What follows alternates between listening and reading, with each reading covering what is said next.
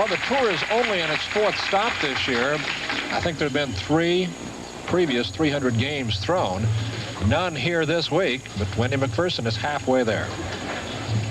Wendy is, you know, like I've said, she seems to have made the adjustment now. Both players have made the adjustment on 15 and 16. They're playing both lanes a little bit different, but they've got the line on both lanes, and Wendy's coming up trying for 7 in a row. She's throwing the ball real well. It's a little bit high, and she's left a split. Crowd gives her a big hand.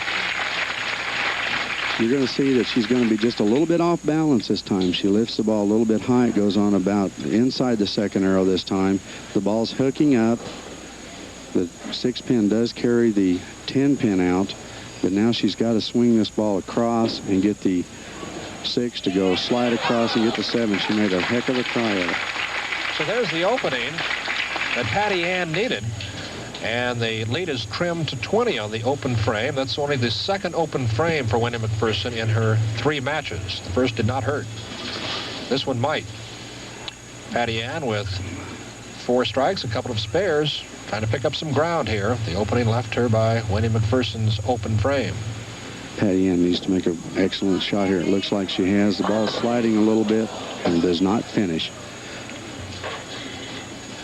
You're going to see this time that Patty Ann went up. We're going to replay it for you here. You'll see that she gets the ball inside a little bit. Her ball cannot overcome the conditions. It's going to go right a little bit here, and the 5 and the 7 remain standing. She got the ball a little bit to the left. There's a little more lane conditioner in there, and the ball went right on her. Now she's got to move just a little bit to the left, a 1-board move, and she'll slide the 5 over into the 7. She's so accurate, she's going to do it. Well, she needed that, didn't she, Rex?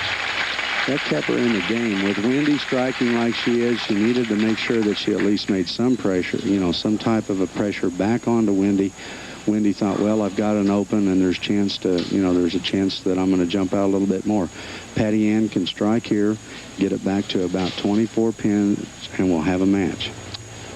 She's down 22 at the moment, and at 5'11", is among the taller bowlers in the final 6. Pat Costello, the same height. Here comes Patty Ann back, and she has struck. This will get her within 22 pins of where she was at, and again, to put some pressure back onto Wendy.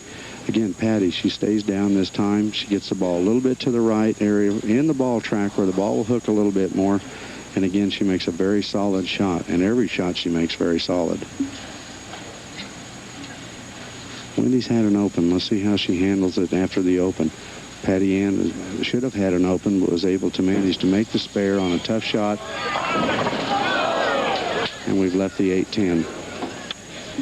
So the wheel's coming off a bit for Wendy Macpherson, who appeared to be on her way to another lopsided win, but such is not the case yet.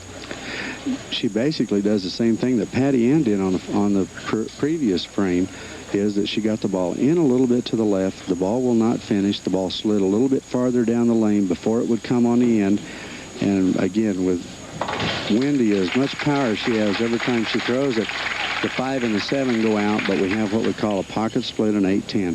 That proves that the ball just never got into its full roll, and that's what you need to be able to carry the pins out. We've got a match finally, and I think that, you know, Patty Ann has a chance to put on some pressure.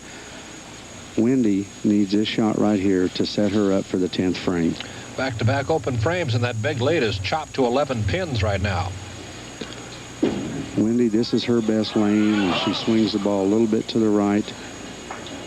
And again, I was waiting for this to happen. I felt like one of the veterans was going to have to put a little pressure on Wendy to find out. Every time in the previous matches, they've started their first frame on lane 15, and it's been an open. So Wendy's been able to relax a little bit more and get right into the swing of things. She'll move right on the approach a little bit and try to put the ball right straight back on the 2-pin. Covers the spare, she does. 6 straight strikes to open, then a couple of open frames, and now coming back with the spare. And it's now in the hands of Patty Ann. Patty Ann, the last frame, she got the ball in a little bit to the left of where she wanted, a little bit inside, about this inside the 3rd arrow. This time that she wants to make sure that she stays down, and she does this excellently and makes a shot, get the ball up into the track area and let the track help the ball finish. She's made an excellent shot.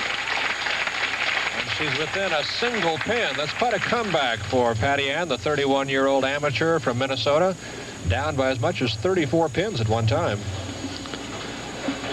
Patty Ann has control of the match. She can take 3 strikes out in the 10th frame. That would give her a 244. Wendy could only finish with 235. So again, now the veteran has a chance to take complete control of the match, and we'll see how she handles it. She's up on lane 15. She likes this lane. It's finishing a little bit harder. Let's see what kind of shot she makes. The ball crosses over. She leaves a 3-6-10. I think you can see right there with the emotion that she's showing. She was very disappointed the way she threw that ball. Again, the ball comes in, and she gets it down a little bit earlier than she wanted. She still gets the follow through. The ball's holding a line, but it will not cross over to the Brooklyn side and give her a break. Now she's got to move left, and she'll try to get the ball to cover the 3-6 and the 10. She's pulled the ball left a little bit and only gets the 3-10. That stings is down 4 at the moment. So Wendy Macpherson gets a break here. As Rex mentioned, Patty Ann could have finished it out. Wendy's main thing she has to do here is keep the ball on the lane. Any kind of count, 6 or more with, again, 3 pins even on the spare, she will win the match. This is interesting. She had this situation, like I said, the first match play game against Cheryl Daniels. She threw the ball a little bit wide, got 7, and got beat by 1 pin. But this time, she keeps the ball right straight down and trips the foil. Wendy Macpherson does it again.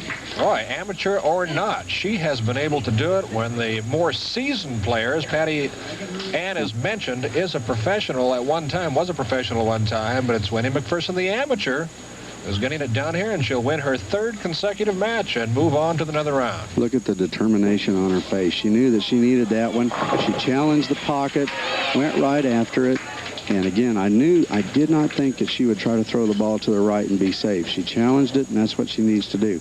Very impressive for an 18-year-old amateur, and she's smiling a little bit, and now she'll move on to the next round. Patty Ann will remember that 10th frame for a while, won't she? I think she will. She's been off the turf for a long time now. She's had the operations, and I think she's going to be a definite factor. Her knee looks good, and all of us are looking forward to what